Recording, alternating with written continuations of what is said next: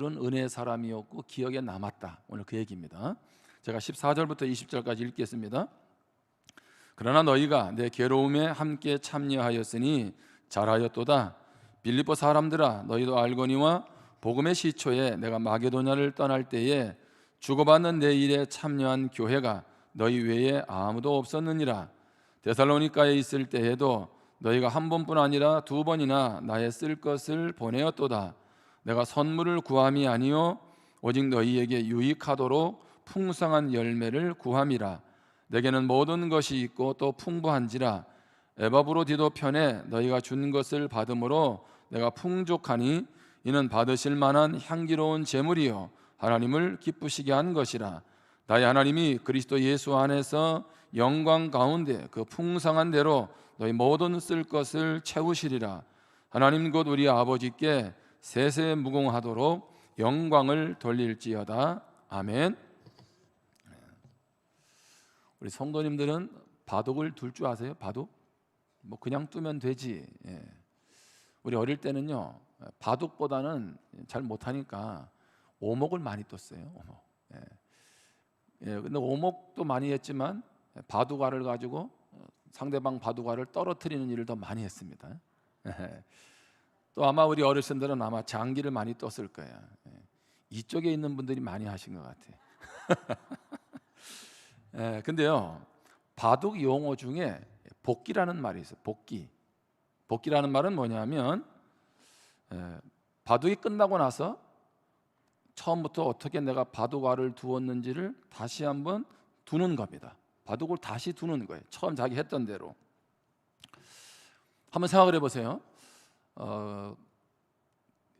승리한 사람, 상대방하고 바둑을 두어서 이긴 사람은 복귀하는 것이 좀 기쁘겠지만, 그러나 진 사람 입장에서는 얼마나 열받겠어요. 지금 진 것도 하나 죽겠는데 다시 바둑알을 하나하나 복귀한다는 것은 쉽지 않죠. 근데 왜 복귀를 할까요? 복귀를 해야 무엇을 잘했는지 무엇을 잘못했는지 정확히 알고 넘어갈 수 있기 때문에 그렇습니다. 복귀를 하게 되면 이긴 사람은 계속 이기는 습관을 갖게 되고요, 진 사람은 이기는 준비를 하게 됩니다. 여러분, 바둑만 복귀를 할까요?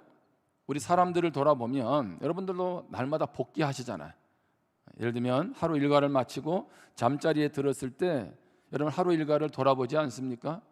오늘 내가 왜 이런 말을 했을까? 오늘 내가 왜 이런 행동을 했지? 왜 오늘 저 사람에게는 내가 이렇게 했지? 여러분 그런 생각들을 하지 않나요?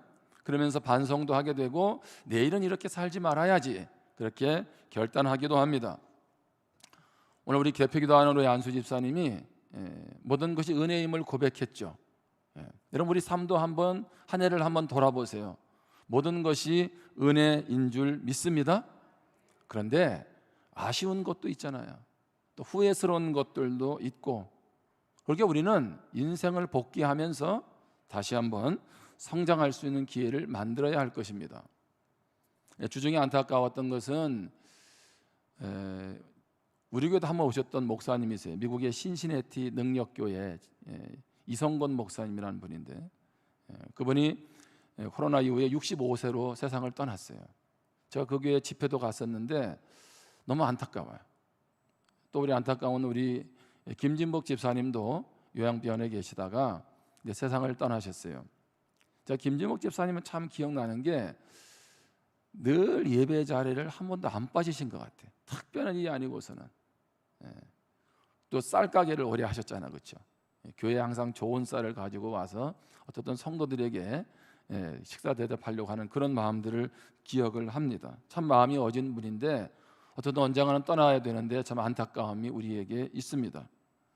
여러분, 트라피스트 수도원이라고 있어요.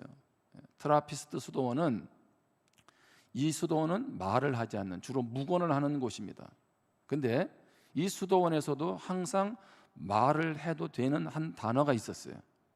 뿐만 아니라 중세 수도사들이 일상에서 서로 나누는 인사말이 있었습니다. 또 하나는요, 과거 로마의 전쟁 영웅이 개선 행진을 할 때, 승리하며 들어올 때 외치던 말이 있습니다. 여러분 잘 아는 말이에요. 메멘토 모리.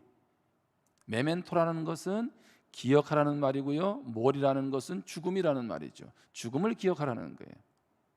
자신을 돌아보았던, 그리고 하나님을 알아가기를 힘썼던 수도사들이 늘 기억했던 것은 무엇입니까? 메멘토 모리라는 거죠.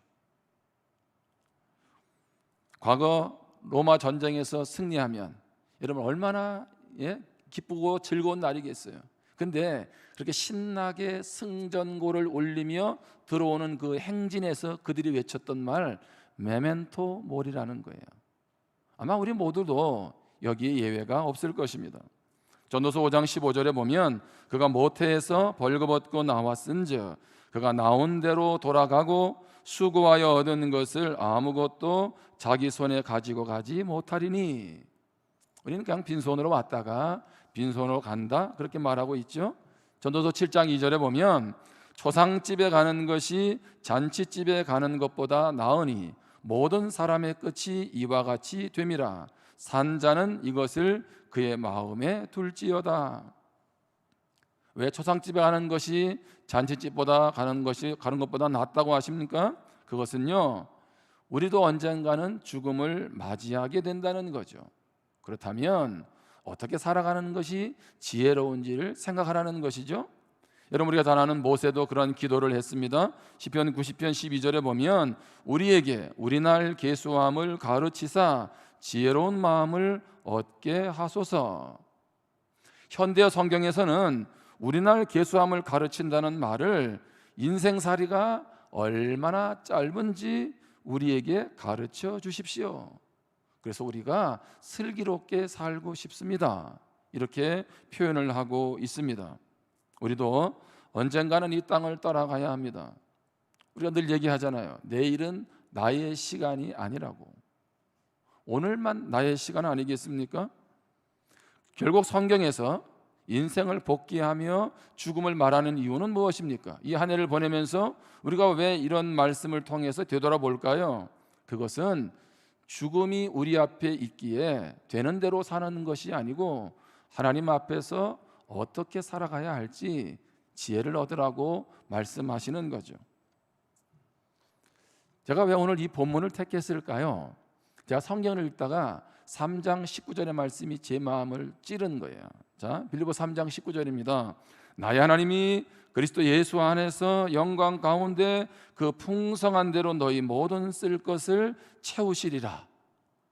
여기 빌립보서 3장 19절에 보면 하나님이 그 풍성한 대로 너희 모든 쓸 것을 채우시리라, 이렇게 말씀합니다. 우리 성도님들 이 말씀 좋아하지 않으세요? 저도 좋아하거든요. 하나님, 기도할 때에 하나님께서 풍성하게 채우시기를 원합니다. 여러분의 삶 가운데 이런 은혜가 있기를 주님의 이름으로 축복합니다. 여러분들 다른 사람을 위해서 기도할 때도 이런 기도를 하잖아요. 풍성한 대로 채워주시라고. 우리가 이 말씀을 붙잡고 이 구절만 가지고 기도하는 것도 중요하지만 여러분, 말씀을 해석할 때 문맥에서 보는 것이 중요해요. 다시 말하면 왜 바울은 이런 기도를 했을까요? 특별히 이 기도를 듣는 사람들은 빌립보 교인들이거든요. 왜 이런 기도를 했을까요? 그것은 이 앞부분에서 빌립보 교회 성도들의 삶과 아주 밀접하게 연관되어 있다는 것입니다. 다시 말하면 바울이 생각하고 저들을 하나님 제발 좀 마음껏 축복해 주세요라고 하는 그 빌립보 교회 성도들은 바울에게 남다른 사람들이었다는 거죠. 여러분, 나의 삶이 다른 사람에게 비추어질 때 다른 사람이 이런 기도를 해주면 얼마나 복이 있을까요? 하나님, 저 집사님은 제발 좀 축복해 주세요. 저 집사님 저렇게 놔두시면 안 됩니다. 제발 좀 축복해 주세요. 그런 축복의 대상이 된다면 얼마나 행복할까요? 바울에게 빌립보 교회 성도들은 기억에 남는 사람들입니다. 나쁜 기억이 아니라 생각할수록 감사한 기억들 뿐입니다. 그래서 오로지 그들을 무엇해요? 축복해 주고 싶은 것이 그의 마음이었습니다. 한번 따라합시다. 은혜로 살아가는 사람은 기억에 남습니다. 아멘. 은혜로 살아가는 사람은 또 다른 사람에게 기억에 남는 사람이라는 거죠. 여러분, 은혜로 살아가는데 어떻게 다른 사람의 마음에 대못을 받고 상처를 주고 아픔을 주고 살아가겠습니까? 그렇다면 기억에 남는 은혜로 살아가는 사람은 어떤 사람일까요? 그 첫 번째는, 은혜의 사람은요, 어렵고 힘들 때 힘이 되어 줍니다. 우리가 잘 아는 말씀이잖아요. 어렵고 힘들 때 모르는 척하는 것이 아니라 그때에 힘이 되어주는 사람입니다. 자, 바울은 지금 로마 감옥에 갇혀 있습니다. 그에게 있어서 어려움이 뭘까요? 모르긴 몰라도 어떤 환경적인, 그 감옥이라고 하는 그 환경으로 오는 많은 어려움들이 있었겠죠. 건강의 어려움도 있고 여러 가지 어려움도 있었을 거예요. 근데 그 중에 한 가지는 뭐냐면 물질적인 어려움이었을 것입니다. 감옥에 들어가 있는 그에게 물질적인 여유가 없지 않았겠습니까? 그런데 빌립보 교회 성도들이 바울을 돕기 위해서 선교비를 보냈습니다. 자, 오늘 본문 14절입니다. 그러나 너희가 내 괴로움에 함께 참여하였으니 잘하였도다. 자, 빌립보 교회는 바울의 괴로움, 힘들고 어려운 그의 삶을 돌아보았다는 겁니다. 15절입니다.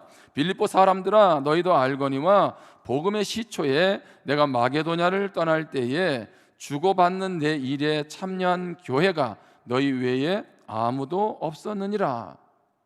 그러니까 바울이 데살로니가를 떠날 때에 바울을 재정적으로 도왔던 교회는 빌립보 교회밖에 없었다는 거예요. 그러니까 너무 고맙다는 거죠. 자, 16절입니다.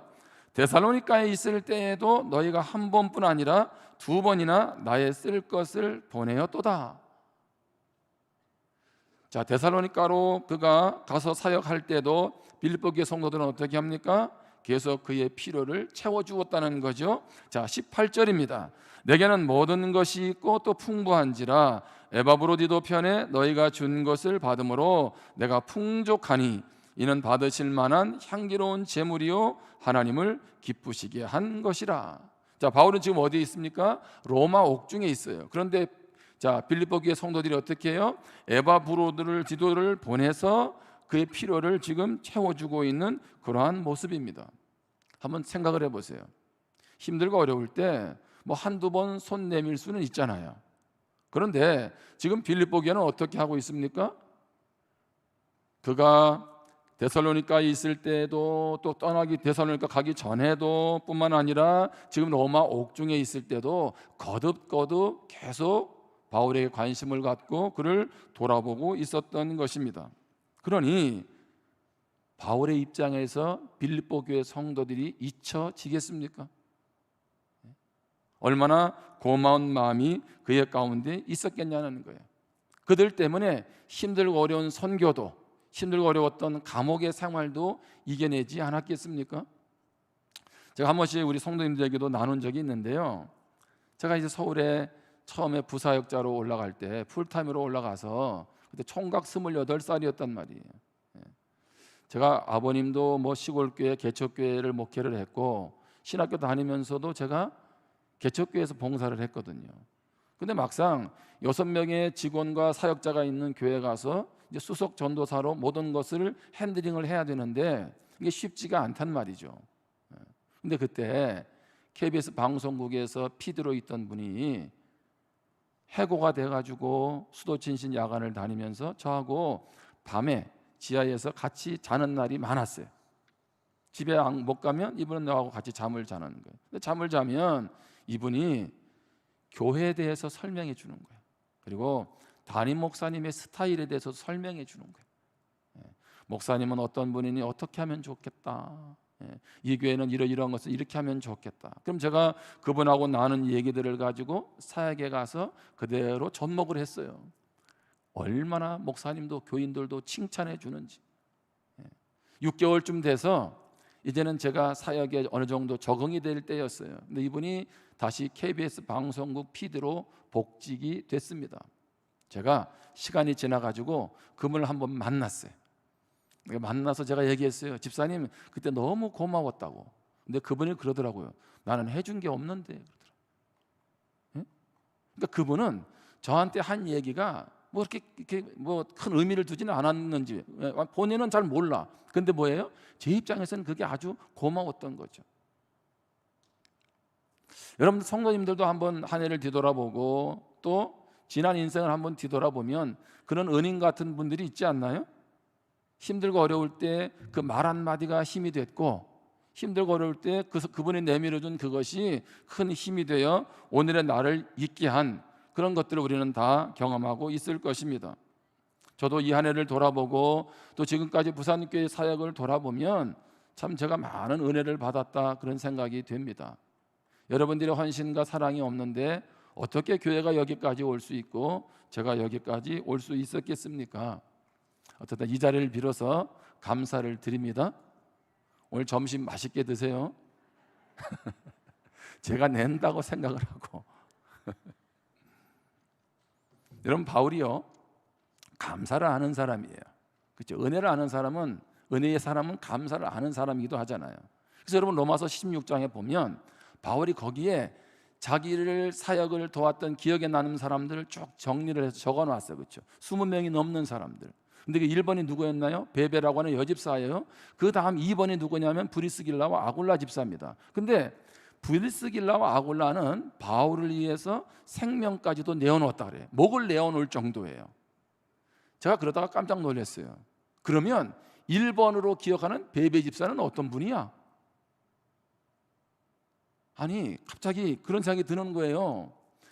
여러분, 나를 위해서 생명까지 걸 정도로 함께 했으면 그 사람 1번이 아닌가요? 가장 기억에 남잖아요. 근데 브리스길라와 아굴라는 2등이야, 2등. 1번은 누구냐면 베베라고 하는 여집사님이에요. 제가 그러면서 야, 이분은 어떤 분이었길래 생명까지도 아까워하지 않고 바울을 도왔던 브리스길라 아굴라보다도 기억에 남을까? 에벤에도 그 외에도 많은 사람들이 거기에 기록이 나오죠. 여러분 사무엘하 23장 이하에 보면 다윗의 용사들도 나오지 않습니까? 예. 다윗을 위해서 함께했던 사람들이 쭉 등장하잖아요. 거기 보면 베들레헴을 블레셋이 진치고 있을 때에 그 적진에 뛰어들어가서 바울을 위해서 물을 떠온 그런 용사들도 기록되어 있지 않습니까? 제가 그러면서 그런 생각이 들었어요. 우리는 성경에서 누구를 기억하나요? 다윗 기억하죠. 엘리야 기억하고 또 누구 기억합니까? 바울을 기억하고. 그런데 천국에 가면 조금 하나님은 다를 것 같아요. 바울과 함께 했던 사람들을 많이 기억하지 않으실까? 물론 바울도 기억하고 다윗도 기억하죠. 그런데 그 사람들은 우리가 다 주목을 하고 있지만 어떻게 보면 하나님은 그들도 주목하셨지만 그 주변에서 그들에게 힘이 되어 주었던 사람들을 다 기억하고 있다는 거죠. 우리 성도님들 스스로 한번 질문을 해보세요. 나는 다른 사람에게 힘을 주는 사람인가? 나는 그 사람에게 힘을 빼는 사람인가? 나는 그 사람을 생각할 때마다 그 사람을 통해서 힘을 얻나요? 아니면 나는 그 사람 때문에 힘이 빠지나요? 나는 그 사람 때문에 늘 고마운가요? 아니면 나는 그 사람은 생각하고 싶지도 않은가요? 오늘 우리 스스로가 한번 돌아보면 좋을 것 같아요. 무엇보다 그 사람에게 힘이 되는 사람이 되기를 주님의 이름으로 축복합니다. 또 한 가지 기억할 것은 은혜의 사람은요 하나님도 기억하십니다. 당연한 얘기 같죠? 자, 우리 본문 14절입니다. 그러나 너희가 내 괴로움에 함께 참여하였으니 무엇하였도다? 잘하였도다. 이렇게 되어 있어요. 자, 제가 이 말씀이 좀 이해가 안 된 거예요. 왜냐하면 내가 힘들고 어려울 때 나와 함께 해줘서 너무 고맙다 이렇게 표현을 해야 되는데, 감사하다 이렇게 해야 되는데 잘하였다 이렇게 표현하고 있는 거예요. 여러분, 그러면 바울은 빌립보 교회 성도들이 자신의 사역을 도운 것을 고맙지 않다는 얘기인가요? 아니요, 고맙다는 얘기예요. 감사하다는 얘기예요. 그 마음은 분명히 있어요. 그런데 왜 잘했다는 말을 왜 썼을까요? 이것은 무슨 말이냐 하면, 바울은 그 얘기를 하는 거예요. 여러분들은 나를 도왔는데 그것은 단순히 나를 도운 것이 아니라 하나님 나라의 일에 동참한 것입니다. 이런 뜻입니다. 여러분이 나를 도운 것은 하나님의 일에 동참했기 때문에 하나님께서 여러분에게 상급을 베풀어 주실 것입니다. 그래서 잘한 일입니다. 이렇게 표현하는 거죠. 여러분, 우리는 상대방이 어떤 사랑을 베풀었을 때 하나님이 축복할 거야, 그건 우리가 할 말은 아니에요. 그렇죠? 우리가 할 일은 뭐예요? 감사하다는 얘기죠. 그럼에도 불구하고 이런 표현을 하는 것은 무엇입니까? 우리가 또 다른 사람에게 사랑의 손길을 내미는 것을 누가 다 알고 계신다? 하나님이 보고 하나님이 기억하신다는 거예요. 자, 빌립보 4장 18절 말씀입니다. 오늘 본문에 내게는 모든 것이 있고 또 풍부한지라 에바브로디도 편에 너희가 준 것을 받음으로 내가 풍족하니 이는 받으실 만한 향기로운 제물이요 하나님을 기쁘시게 한 것이라.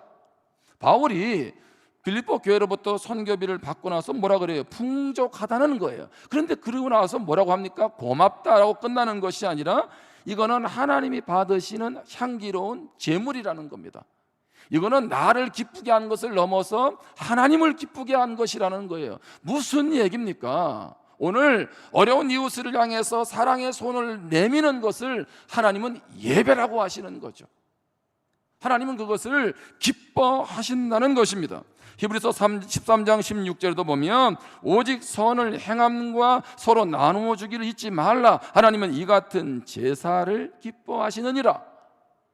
성경은 뭐라고 말하고 있나요? 다른 사람에게 선을 베풀고 나누는 것을 하나님이 뭐라고요? 예배라고 한다는 거예요. 예배. 우리는 예배, 그러면 이렇게 모여서 드리는 예배만을 생각하는데 아니요, 하나님은 삶의 예배도 받으세요. 그 삶의 예배는 무엇입니까? 힘들고 어려운 이웃들에게 주의 사랑을 나누는 것, 그것을 하나님은 예배라고 말씀하는 거죠. 잠언 19장 17절에도 보면 가난한 자를 불쌍히 여기는 것은 여호와께 구워드리는 것이니 그의 선행을 그에게 갚아주시리라. 아멘.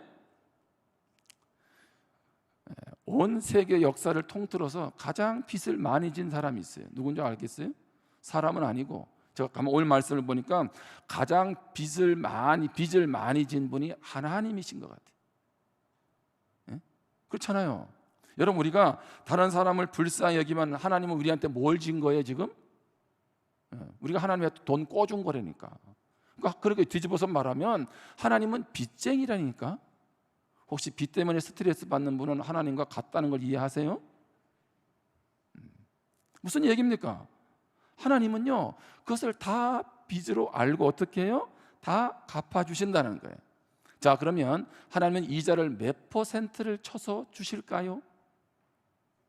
예, 풍족하게, 그렇죠? 우리 상상을 초월하는 거예요.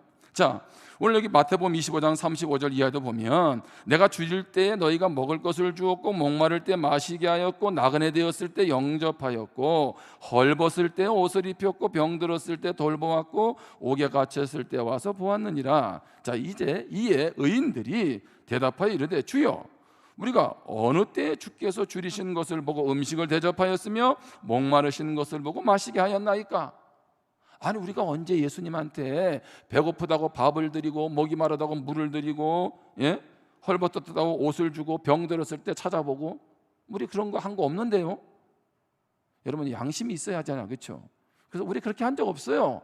답변을 했어요. 그랬더니 마태복음 25장 40절에 보면 임금이 대답하여 이르되, 주님이 말씀하는 거죠. 내가 진실로 너에게 이르노니 너희가 여기 내 형제 중에 지극히 작은 자 하나에게 한 것이 곧 내게 한 것이니라 하시고. 아멘. 누구에게 한 것이? 이 작은 자 한 사람, 남들이 관심도 없고 능력도 없고 별 볼일도 없는 그 한 사람에게 한 것이 누구에 한 것이다? 예수님에게 한 것이다. 이렇게 말씀하고 있는 거예요. 자, 물어보겠습니다. 예수님을 보신 분 한번 손 들어보세요. 사진은 봤어요. 우리 공집사님이 손을 들었는데 진짜 보셨는지 잘 모르겠네.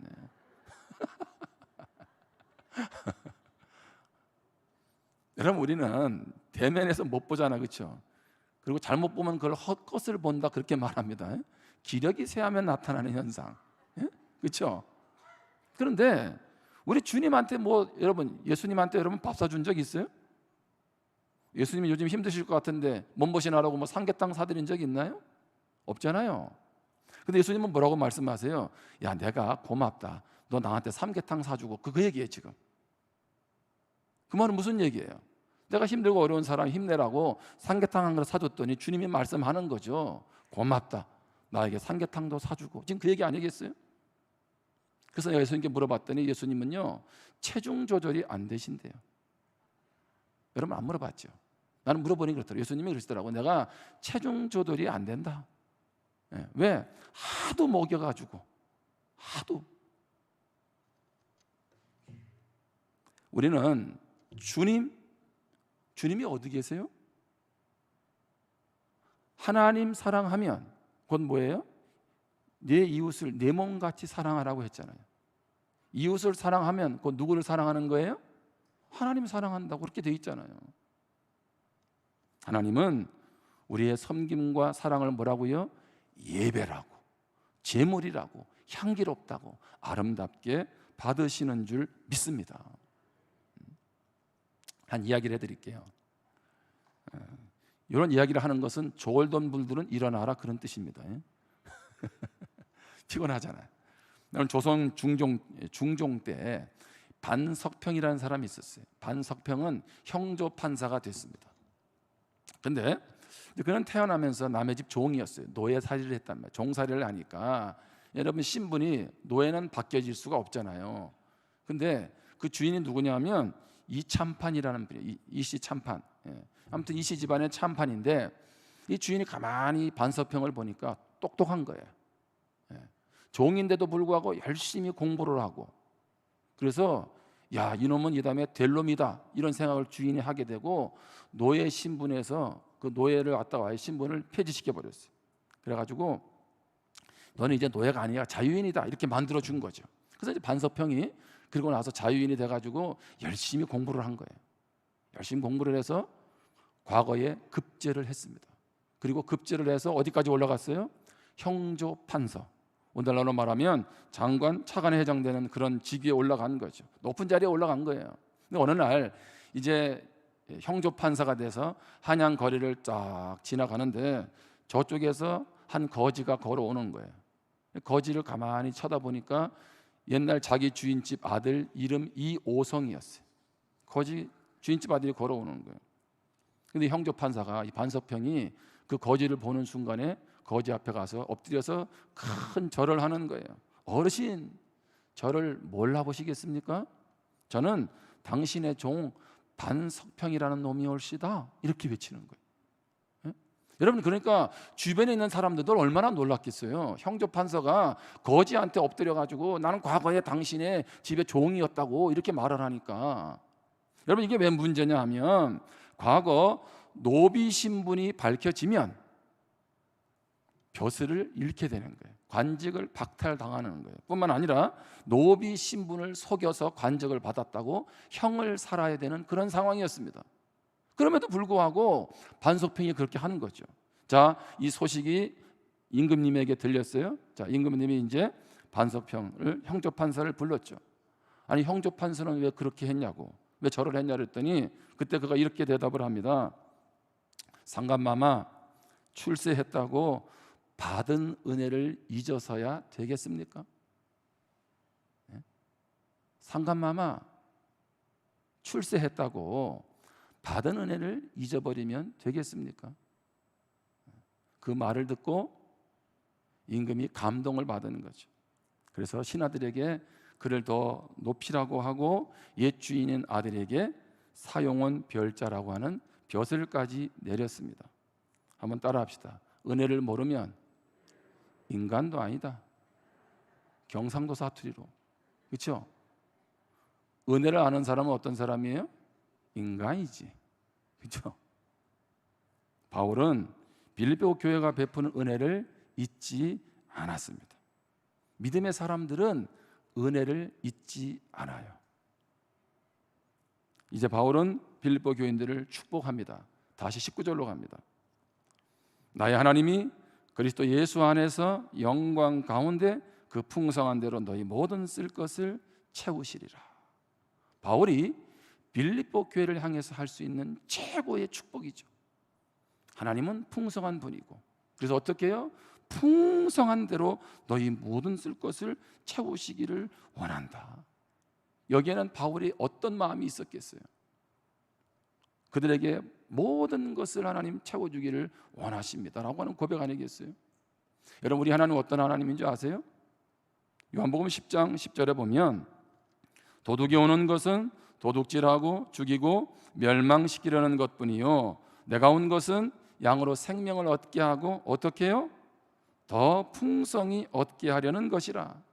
여러분, 예수를 믿는다는 것은요 풍성한 삶이 보장된 거예요. 자, 에베소 3장 8절입니다. 모든 성도 중에 지극히 작은 자보다 더 작은 나에게 이 은혜를 주신 것은 측량할 수 없는 그리스도의 풍성함을 이방인에게 전하게 하시고. 제가 말씀을 읽다가 이 부분이 확 들어온 거죠. 이야, 복음 전하는 것은 뭐라고요? 측량할 수 없는 그리스도의 풍성함, 그걸 나누어 주라는 거래요. 예? 우리가 복음 전하는 때 그 산 영혼에게 복음 전하는 것은 그 형량할 수 없는, 자로 잴 수 없는, 그래서 뭐예요? 그게 측량할 수 없는 그리스도의 풍성함을 전하는 것이다, 이렇게 말하고 있는 거잖아요. 그러니까 우리 주님은 어떤 분이세요? 측량할 수 없이 우리에게 베풀어 주시는 분이다, 그런 말 아닙니까? 한 말씀 더 볼까요? 에베소서 3장 16절에 보면 그의 영광의 풍성함을 따라 그의 성령으로 말미암아 너희의 속사람을 능력으로 강건하게 하시오며. 영광의 무엇을 따라? 풍성함을 따라. 우리 하나님은 풍성하신 하나님이신 줄 믿습니다. 그리고 어떻게 우리에게 풍성하게 부어주세요. 그래서 저는 오늘 우리 모든 성도들이 이 풍성함을 누리는 주인공이 되기를 주님의 이름으로 축원합니다. 주님의 이름으로 축원합니다. 이 풍성함은 물질이 될 수도 있을 것이고요, 이 풍성함은 마음의 평안이 될 수도 있을 것이고, 이 풍성함은 마음의 위로와 소망이 될 수도 있을 것이고요, 이 풍성함은 우리 모두에게 부어주시는 영육간의 축복인 줄 믿습니다. 저는 이것이 누구에게요? 은혜의 사람에게 주어지는 축복이라고 믿습니다. 한 글을 읽고 마무리할게요. 여운이라는 분이 최고의 선물에 이런 글이 있어요. 최고의 선물. 이 세상에서 나누지 못할 만큼 가난은 없다. 행복을 위해 양손에 더 많은 것을 움켜쥐는 것도 좋지만 한 손쯤은 남을 위해 비울 줄도 알아야 한다. 나누고 난 빈손엔 더 큰 행복이 채워진다. 움켜쥔 손은 누군가에게 빼앗길 수도 있지만 빈손은 아무도 빼앗을 수 없다. 세상에서 가장 크고 따뜻한 손은 빈손이다. 손을 내밀어 보세요. 저렇게. 이게 무슨 손이에요? 빈손. 올 때도 갈 때도 뭐예요? 빈손으로 가야 돼요. 그렇죠? 근데 나누고 나서 이것이 무엇이 돼야 돼요? 빈손이 돼야 돼요. 나누지 못할 만큼 가난한 사람 아무도 없다는 거죠. 저는 우리 성도님들이 다른 분이 나를 생각할 때에 좀 기억에 남는 좋은 사람이 되면 좋겠어요. 그래서 그러기 위해서는 어렵고 힘들 때 힘이 되어주고, 그리고 하나님이 우리가 베푸는 그 사랑을 기억한다는 것을 깨닫고 서로 나누며 살아가기를 주님의 이름으로 축복합니다. 우리 함께 기도하겠습니다. 우리 주신 말씀을